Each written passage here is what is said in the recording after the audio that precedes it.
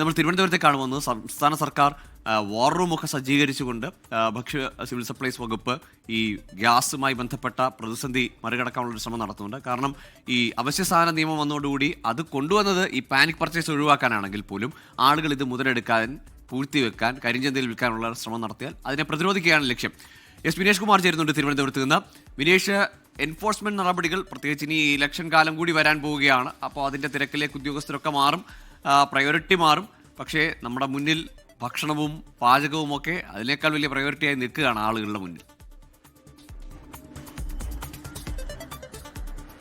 Prajin Christina, കേരളത്തിൽ ഇപ്പോൾ തന്നെ അറിയാം നമുക്കൊരു 50%-ലധികം ഹോട്ടലുകൾ അടച്ചു കഴിഞ്ഞിരിക്കുന്നു എന്നുള്ളതാണ് നമുക്ക് ലഭിക്കുന്ന ഏറ്റവും പുതിയ വിവരം. കാരണം കഴിഞ്ഞ ദിവസങ്ങളിൽ തന്നെ വ്യാപകമായി തന്നെ ഹോട്ടലുകൾ അടച്ചു തുടങ്ങി. ഒപ്പം തന്നെ പല സ്ഥലങ്ങളിലും ഉച്ചഭക്ഷണം ലഭിക്കാത്തൊരു സ്ഥിതിവിശേഷമുണ്ട്. പരമാവധി മീൽസ് ഒഴിവാക്കിക്കൊണ്ട് തന്നെയാണ് ഹോട്ടലുകളെല്ലാം തന്നെ മുന്നോട്ട് പോകുന്നത്.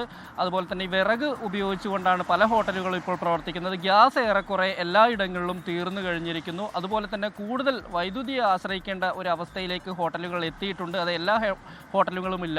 പിടിച്ചു നിൽക്കാനുള്ള ഒരു അവസാന ശ്രമത്തിലാണ് നമ്മളെ നാട്ടിലെ ഹോട്ടലുകൾ എന്നുള്ള കാര്യത്തിൽ സംശയമില്ല. ഹോട്ടൽ ആൻഡ് റെസ്റ്റോറൻറ്റ് അസോസിയേഷൻ പറയുന്ന അനുസരിച്ചാണെങ്കിൽ 50%-ലധികം ഹോട്ടലുകൾ കേരളത്തിൽ ഇതിനകം തന്നെ പൂട്ടിക്കഴിഞ്ഞിരിക്കുന്നു. അതുപോലെ തന്നെ ഹോസ്റ്റലുകൾ, വിദ്യാർത്ഥികളും മറ്റും താമസിക്കുന്ന ഹോസ്റ്റലുകളും വർക്കിംഗ് വുമൻസ് ഹോസ്റ്റലുകളും ഉൾപ്പെടെ ഇത്തരത്തിലുള്ള ഭക്ഷണക്ഷാമം മൂലം, പാചകവാതക ക്ഷാമം മൂലം ഭക്ഷണം തയ്യാറാക്കാൻ കഴിയാത്തൊരു സാഹചര്യത്തിൽ പൂട്ടിക്കഴിഞ്ഞിരിക്കുന്നു. അതുപോലെ തന്നെ മറ്റുള്ള കുടുംബശ്രീയും മറ്റുള്ള ജനകീയ ഹോട്ടലുകൾ പലതും ഇതിനകം തന്നെ പൂട്ടിക്കഴിഞ്ഞിരിക്കുന്നു.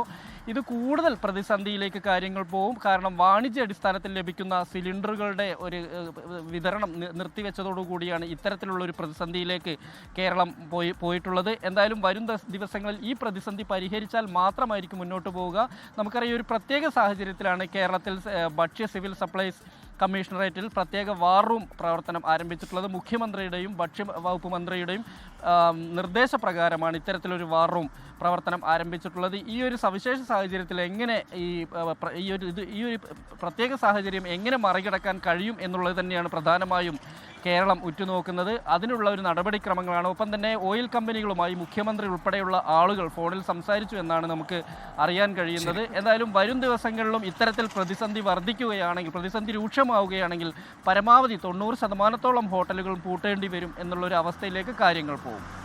കൊച്ചിയിൽ നിന്ന് വിവരങ്ങളുമായി ലാൽകൃഷ്ണ കൂടി ചേരുകയായിരുന്നു. വിവരങ്ങൾ ഇപ്പോൾ നൽകിയത് എസ് വിനേഷ് കുമാറാണ്. ലാൽകൃഷ്ണയിലേക്കാണ്. Lal, very good morning. ഇപ്പോൾ കൊച്ചിയിലെ പല ഹോട്ടലുകളിലും നമ്മൾ ചെല്ലുമ്പോൾ കൂടുതൽ പാചക സമയം ആവശ്യമുള്ള പല കാര്യങ്ങളും, ചായ ഉൾപ്പെടെ പലയിടത്തും നമുക്ക് ലഭിക്കുന്നില്ല.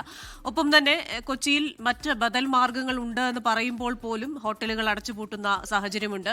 വീടുകളിൽ ഗ്യാസ് കണക്ഷൻ ബുക്ക് ചെയ്തവർക്ക് ലേറ്റ് ആകുന്നു എന്ന് പറയുന്നവരുണ്ട്. കൊച്ചിയിൽ നിന്ന് നൽകാൻ പറ്റുന്ന വിവരങ്ങൾ എന്തൊക്കെയാണ്? Good morning Christina. ഈ ബദൽ മാർഗം എന്ന് പറയുമ്പോൾ ആകെയുള്ളൊരു ബദൽ മാർഗം എന്ന് പറയുന്നത് വിറകടുപ്പാണ്. അല്ലാതെ വേറെ ബദൽ മാർഗം ഒന്നുമില്ല. അല്ലെങ്കിൽ പിന്നെ ഇൻഡക്ഷൻ കുക്കറിൽ ഉണ്ടാക്കി കൊടുക്കുക, ചായ ഉണ്ടാക്കുക, കാപ്പി ഉണ്ടാക്കുക എന്നുള്ളതാണ്. പക്ഷെ അത് കുറച്ചുകൂടി ചിലവേറിയ പരിപാടിയാണ്. അതുകൊണ്ട് തന്നെ പലർക്കും അത് നടക്കില്ല. മാത്രമല്ല, വലിയ രീതിയിലുള്ള ഭക്ഷണം ഉണ്ടാക്കുക എന്ന് പറയുന്നതും സാധ്യമായ കാര്യമല്ല. ഗ്യാസിന് വലിയ പ്രതിസന്ധി ഇല്ല എന്നുള്ളത് തന്നെയാണ് നിലവിൽ IOC അടക്കമുള്ള പ്ലാന്റിൽ നിന്ന് നമുക്ക് ലഭിക്കുന്ന വിവരം. പക്ഷേ നമ്മൾ IOC പ്ലാന്റിൽ ഇന്നലെയും ഇന്നും എല്ലാം ചെല്ലുന്ന സമയത്ത് നമുക്ക് കാണുന്ന കാഴ്ച അവിടെ നിന്ന് ലോഡുകൾ കയറി പോകുന്നതിന് വലിയ രീതിയിലുള്ള താമസം ഉണ്ടായിട്ടുണ്ട് എന്നുള്ളതാണ്. അത് വരുന്ന സ്റ്റോക്കിൽ ഫില്ല് ചെയ്യുന്നതിനും രജിസ്റ്റർ ചെയ്ത ആളുകൾ കൊണ്ടുപോകുന്നതിനുള്ള കാലതാമസമാണ്. അല്ലാണ്ട് സ്റ്റോക്കിൽ വലിയ വ്യത്യാസങ്ങൾ ഉണ്ടായിട്ടില്ല എന്ന കാര്യം പറയുന്നുണ്ട്. മാത്രമല്ല, ഈ ബുക്കിങ്ങിൻ്റെ എണ്ണം വളരെയധികം കൂടി ഇത് പ്രതിസന്ധിക്കാക്കം കൂടുന്നുണ്ട്. അതായത് ആളുകൾ വളരെ പാനിക്കാണ്, വളരെ ടെൻഷനാണ്. ഏതെങ്കിലും സാഹചര്യത്തിൽ ഗ്യാസ് ഇല്ലാതെയാകുമോ, പെട്രോൾ ഇല്ലാതെയാകുമോ എന്നുള്ള ടെൻഷനൊക്കെ എല്ലാവരുടെ ഉള്ളിലുണ്ട്. അപ്പോൾ അതുകൊണ്ട് തന്നെ സ്വാഭാവികമായിട്ടും നേരത്തെ ബുക്ക് ചെയ്യുന്നൊരു സ്ഥിതിയുണ്ട്. അങ്ങനെ വലിയ രീതിയിലുള്ള റാൻഡം ബുക്കിംഗ് അല്ലാതെ പാനിക് ബുക്കിംഗ് വന്ന സമയത്ത് ഈ ഗ്യാസിൻ്റെ ഷോർട്ടേജ് ഉണ്ടായിട്ടുണ്ട് എന്നുള്ളതാണ്.